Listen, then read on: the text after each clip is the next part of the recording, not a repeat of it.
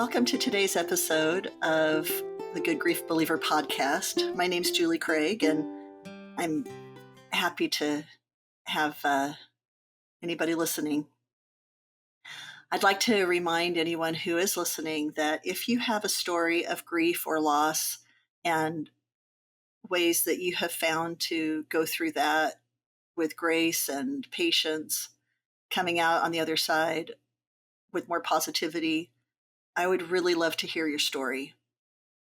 This podcast it's intended to be a place where people who are feeling grief and loss can hear from others who've been in similar situations that there is hope on the other side of very painful experiences. And I've experienced some of these experiences myself. An update from my story of the statue that was put in the cemetery where my husband is buried is that I recently returned from a weekend where my 4 brothers and my 2 sisters and I all gathered and spent a weekend together. We did a lot of laughing, played games, we cried, went through memories. We had a really, really nice time together. One of the things that we did was we went down to the statue garden where the second casting of that statue of Jesus is. The statue in the cemetery at South Pine Cemetery in Spokane Valley, Washington, is the actual first casting of the statue of Jesus by Angela Johnson, who's a sculptor located down in Utah. She has sculpted hundreds of statues, and there's a sculpture garden at a place called Ashton Gardens at Thanksgiving Point. It's south of Salt Lake City. And there's an incredible garden that has scenes from the life of Christ in these monument-sized bronze pieces. They're just magnificent to see, and my siblings were able to see that for the first time. There's another installation called The Tree of Life, and that is the story of from the Book of Mormon, from Lehi, who had a vision of seeing this beautiful tree whose fruit was the most precious, desirable, delicious fruit ever.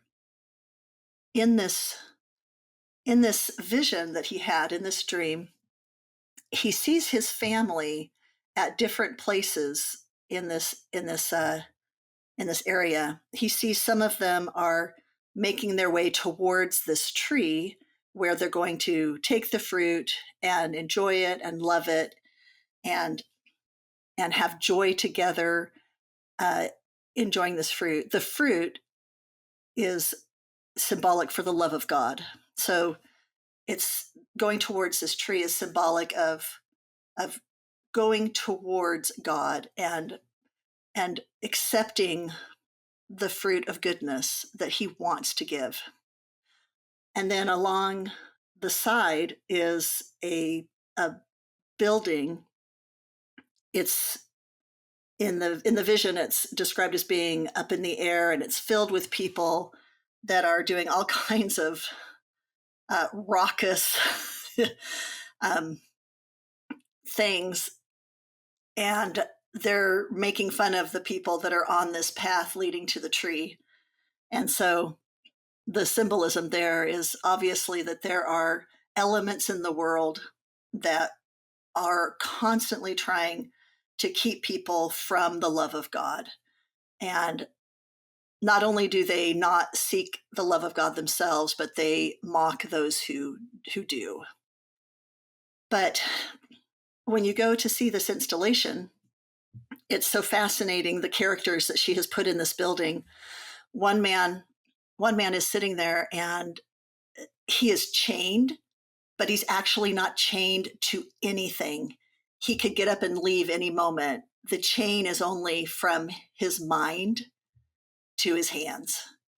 He's literally chained by his own, probably, addictions, desires, um, self-talk, but he's stuck. He's stuck in this dark, miserable place, not understanding that he could get up and walk away.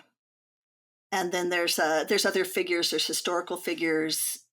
King Herod is in there with blood on his hands, for example. And there's symbolism throughout. But my siblings and I were able to go and see the statue of Jesus that was cast first for the cemetery where Steve is buried. Steve, my husband, was buried. And then the second casting is in this installation. It's magnificent. In the installation, she has him also clothed in a white robe. And the tree, of course, is white, and the leaves are white, the fruit is white. It makes quite a contrast to the dirt and rocks that are in the surrounding area. And along this path to the tree are different figures from history, scriptural figures, and then just regular people who are trying to find their way to God and to feel his love. So that was a wonderful experience that I had with my siblings. Something that I wanted to share that happened recently when I was a few weeks ago serving in the Spokane Temple. I'm a member of the Church of Jesus Christ of Latter-day Saints. My husband and I volunteer in the temple there on Wednesday afternoons, and it's a place of prayer and peace and refuge for those who are privileged to spend time inside there. And we love being there and volunteering. While I was there, I ran into a woman who I haven't seen for several years. Our daughters were friends when they were teenagers. And so I knew her just kind of peripherally through my daughter. We'd had some conversations, and she was a nice lady. Anyway, what I didn't know, she was there with a small group of friends. What I didn't know is that her husband had passed away 6 weeks previous to my encounter with her. And of course, immediately my heart went out to her, and she knew that my husband had passed away. My husband had actually been her dermatologist at one point, and so she had known him then. And of course we embraced each other, cried together, understood each other. I gave her my contact information because we didn't have each other's phone numbers, and we made an arrangement to talk later that night. And so I came home around 9:00 at night, and then we ended up talking for about 2 hours. The significant thing is that I remember I asked her if she had anybody that she could talk to at night. She has 2 children still at home that are in high school. The rest of her children have left home. So there's people in the house, and there are people to talk to, people to interact with. But this thing that happens at night when you are grieving, or when you've been recently divorced, when you've experienced significant loss, a job setback, any of that, at night when things slow down and quiet down and all is still, particularly when you are physically alone, it can be an extremely unsettling experience. You can experience a lot of difficulty trying to go to sleep. Um, your thoughts race. You just don't. And of course, if you're doing this night after night after night, then you're exhausted. Uh, Nobody can sustain this level of lack of sleep and stress. So, besides for her that she wasn't sleeping well and that she was lonely at night, she was then also having to get up the next morning and deal with all kinds of legal and legal issues, to-do list items that accompany when somebody passes away. Not everyone's aware that when your spouse, for example, has passed away, you now have to get their name removed from everything that you own together, even you know bank accounts, um, subscriptions, all kinds of things you find out are in your spouse's name. Sometimes they're not even in your name, and there's just a lot that accompanies that. Most places require you to send a death certificate, and so it's a lengthy process. And so she was just she's right in the middle of this. And so it was really, really refreshing for us to talk to each other, to find common ground. And I had told her this amazing thing that had happened when my husband passed away, and I realized just how lonely I was at night. I reached out to my 6 siblings. I'm kind of fortunate. I have 6 siblings, and there are 7 days to the week. So my 6 siblings and my siblings took turns tucking me in at night. And by that, I mean that around, maybe about 9 o'clock at night, each one of them had a day, and they would call or I would call. But on that particular day, they would just listen and talk to me like I used to talk to my husband before going to bed at night. How was your day? What did you do? Um, it was such a help and a closure to the day that made it possible for me to try to sleep. And so when I was telling her this, I said, you know what? I will be your Wednesday person. I will call you on Wednesday nights and tuck you in. And so that first night was fabulous. And then the following week, the very next week, I even had it in my phone. I think I even had an alarm. But because I had an oral surgery that I completely was unprepared for how long it was going to take to recover from that. I was still recovering from surgery, and I was still I was still taking some pretty heavy pain medicine and wasn't sleeping well myself. And I completely forgot to call her. And I guess this comes back to one of the points I wanted to make that I have been thinking about. She, of course, was gracious and kind. Don't worry about it. I understand. We'll reconnect, next week. But I remember thinking, how could I, as a widow, forget probably the most important thing I could have done that day was to reach out to somebody who was so fresh in her grief.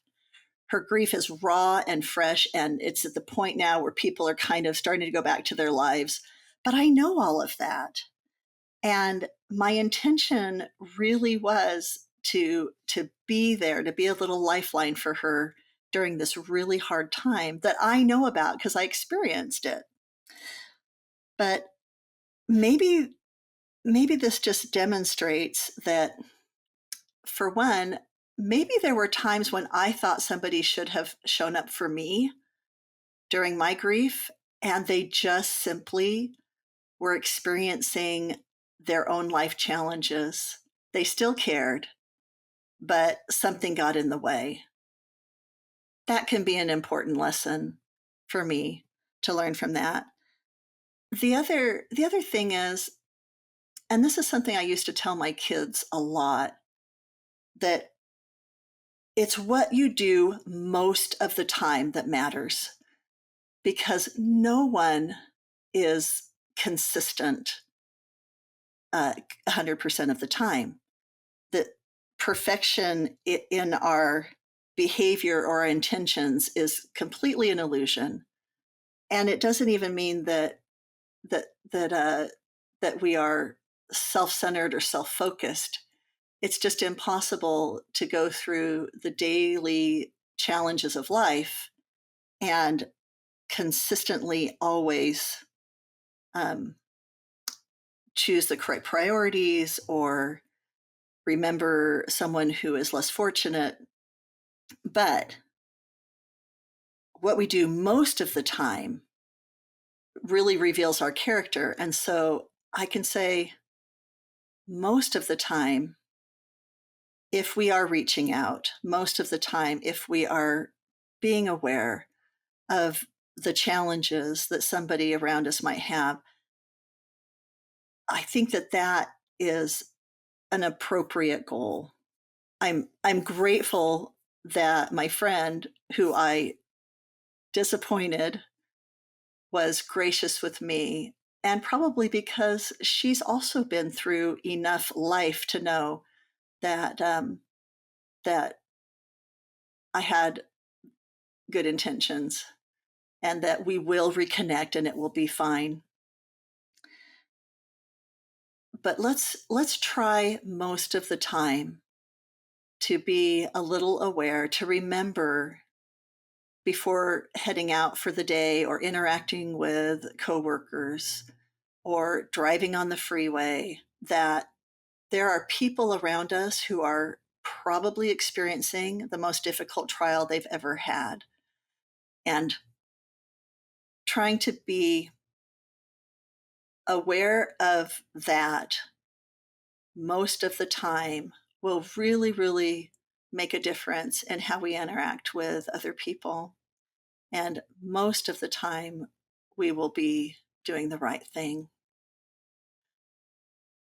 I know that there is hope and even joy after the most debilitating grief. It's the amazing thing about life is that life continues on and offers great reason for hope. Grief is is a gift when it helps us to be kind and patient and loving with others. I hope you have a great day. Try to be a little kinder, a little more gentle and gracious with others and with yourself.